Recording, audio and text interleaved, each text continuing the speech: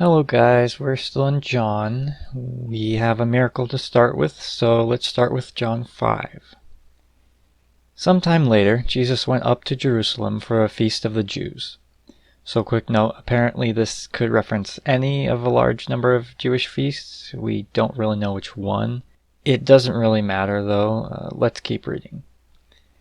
Now there is in Jerusalem near the sheep gate a pool, which in Aramaic is called Bethesda, and which is surrounded by 5 covered colonnades. Here a great number of disabled people used to lie, the blind, the lame, and the paralyzed. Another quick note, excavations have discovered this exact spot, so that's cool. But the big question is, did this pool actually heal people? I found this article from Christianity.com that has 3 schools of thought, so I figured why not let you guys decide.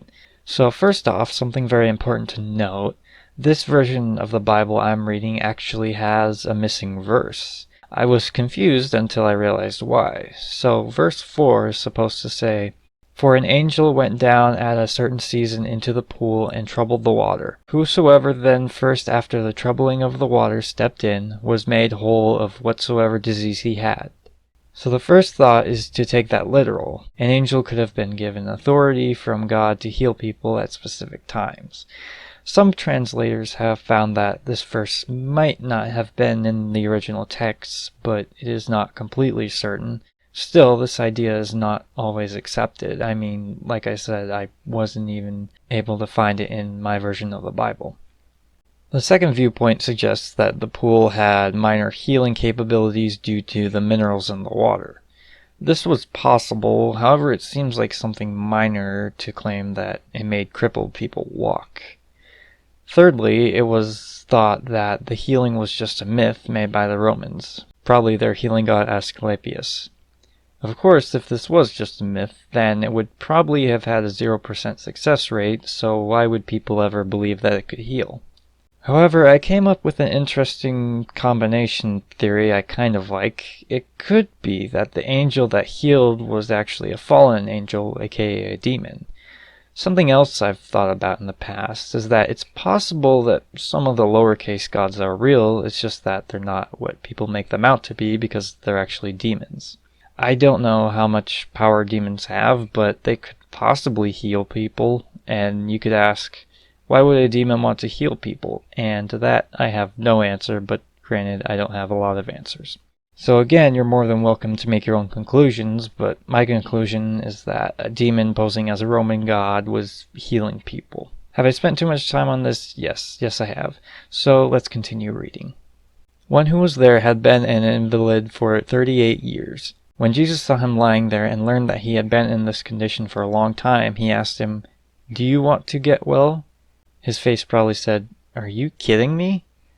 Jesus often asks obvious questions. He does it to reveal more. "Sir," the invalid replied, "I have no one to help me into the pool when the water is stirred. While I am trying to get in, someone else goes down ahead of me." Then Jesus said to him, "Get up, pick up your mat and walk." At once the man was cured. He picked up his mat and walked. This was an amazing miracle, but then it's immediately followed by something that will make you roll on the floor and die of laughter and sadness at the same time. The day on which this took place was a Sabbath, and so the Jews said to the man who had been healed, "It is the Sabbath. The law forbids you to carry your mat." But he replied, "The man who made me well said to me, 'Pick up your mat and walk.'" So they asked him, "Who is this fellow who told you to pick it up and walk?" The man who was healed had no idea who it was, for Jesus had slipped away into the crowd that was there. Later Jesus found him at the temple and said to him, "See, you are well again. Stop sinning or something worse may happen to you." The man went away and told the Jews that it was Jesus who had made him well. What Jesus said wasn't a threat, it was just some spiritual insight. He was saying that the wages of sin is worse than being crippled for life.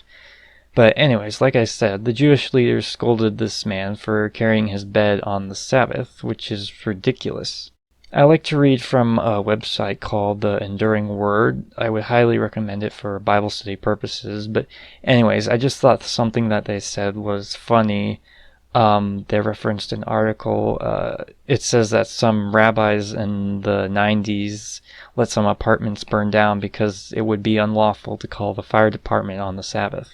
So unfortunately, times haven't changed. God always has and always will emphasize that human needs go before any law.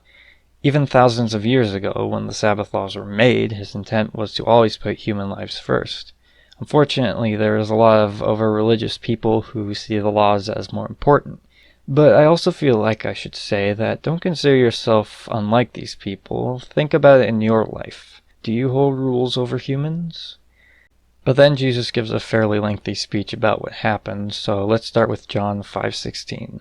So, because Jesus was doing these things on the Sabbath, the Jews persecuted him. Jesus said to them, "My Father is always at his work to this very day, and I too am working." Jesus doesn't explain why they're idiots for thinking that carrying a yoga mat is work. Instead, he acknowledges that even God is working. I mean, he's God. He doesn't even have to work at all, and yet he still does. So important to note in the next passages when Jesus says the Son, he is referencing himself as God's literal Son, as in a part of God. This is obvious when actually read because Son is actually capitalized. And the Pharisees knew what he was talking about, so obviously they would get very mad. For this reason, the Jews tried all the harder to kill him. Not only was he breaking the Sabbath, but he was even calling God his own Father, making himself equal with God. Jesus gave them this answer. "I tell you the truth, the Son can do nothing by himself. He can do only what he sees his Father doing, because whatever the Father does, the Son also does. For the Father loves the Son and shows him all he does. Yes, to your amazement, he will show him even greater things than these. For just as the Father raises the dead and gives them life, even so the Son gives life to whom he is pleased to give it. Moreover, the Father judges no one, but has entrusted all judgment to the Son, that all may honor the Son just as they honor the Father. He who does not honor the Son does not honor the Father who sent him." So I do like that passage, but basically all Jesus is saying is, yeah, I'm God, deal with it. Some people have come up with a strange theory that Jesus never claimed to be God. I would ask those people to read this passage at least 3 times. It's quite clear that Jesus claims he is in total equivalence to God. Then after this, we have almost an extension of John 3:16. Let's read it. "I tell you the truth, whoever hears my word and believes him who sent me has eternal life and will not be condemned. He has crossed over from death to life. I tell you the truth, a time is coming and has now come when the dead will hear the voice of the Son of God, and those who hear will live. For as the Father has life in himself, so he has granted the Son to have life in himself. And he has given him authority to judge because he is the Son of Man. Do not be amazed at this, for a time is coming when all who are in their graves will hear his voice and come out. Those who have done good will rise to live, and those who have done evil will rise to be condemned. By myself I can do nothing. I judge only as I hear, and my judgment is just, for I seek not to please myself, but him who sent me." So yeah, Jesus basically says again that whoever so believes in him will have eternal life. He explains it very thoroughly as well, like explaining that even dead people will learn the name Jesus. Then the next section has a different title, but it is an extension of this conversation. It's titled Testimonies About Jesus. We're reading John 5:31. "If I testify about myself, my testimony is not valid. There is another who testifies in my favor, and I know that his testimony about me is valid. You have sent to John, and he has testified to the truth. Now that I accept human testimony, but I mentioned it that you may be saved. John was a lamp that burned and gave light, and you chose for a time to enjoy his light.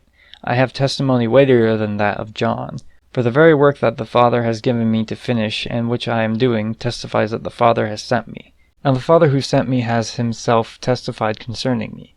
You have never heard his voice, nor seen his form, nor does his word dwell in you, for you do not believe the one he sent. You diligently study the Scriptures because you think that by them you possess eternal life. These are the Scriptures that testify about me, yet you refuse to come to me to have life. I do not accept praise from men, but I know you. I know that you do not have the love of God in your hearts." So to sum that up, Jesus' witnesses are John the Baptist, Jesus' miracles, God himself, and the Scriptures. Of course, there are many books and such that dive into all these things that testify towards Christ, and let's be honest, we could cover this for an entire book's worth, so let's just say that it's good that there is so much proof for Jesus. We have a little bit more to read. I have come in my Father's name, and you do not accept me. But if someone else comes in his own name, you will accept him. How can you believe if you accept praise from one another, yet make no effort to obtain the praise that comes from the only God? But do not think I will accuse you before the Father. Your accuser is Moses, on whom your hopes are set. If you believe Moses, you would believe me, for he wrote about me. But since you do not believe what he wrote, how are you going to believe what I say? So there's two things from this paragraph. One, he says that the Pharisees would be fully willing to believe someone else, and this is probably referencing the Antichrist. Now, again, this is a very big subject to cover, and this episode is already long enough. All you really need to know is that the Antichrist is a deceiver. The Antichrist will be like Jesus in that he will gather many believers and say things that many want to believe, but he's actually lying. And I think that Jesus is saying something else as well. The Antichrist isn't just some guy that's going to be around sometime in the future, because just like Christians are followers of Christ, there are similar followers of the Antichrist. Specifically, I'm referencing 1 John, one of the later books in the Bible. 1 John 4:3 says, "But every spirit that does not acknowledge Jesus is not from God. This is the spirit of the Antichrist, which you have heard is coming, and even now is already in the world." So obviously Jesus isn't directly referencing this quote, because it wouldn't have been written until like half a century later, but it's basically what he's saying. Anyone that does not acknowledge Jesus as God is an Antichrist. I mean, that's literally what Antichrist means, so I don't know why I would even need to explain it. But secondly, he talks about how Moses wrote so many things about him. I would actually suggest looking at this section in the Enduring Word because it gives a lot of references. But anyways, I thought that it would be best to wrap this up by listing all the things that Jesus says you are not if you do not believe in him. If the Jews did not believe, then they do not truly believe the Torah, and they are not truly God's chosen. And if you do not believe, then you have no future and you do not love goodness. This is very important for us to remember, and it makes me sad for those who do not believe. And I guess that is our main goal in life, is to show others the truth so that they will have a future and love goodness. Thanks for listening, guys.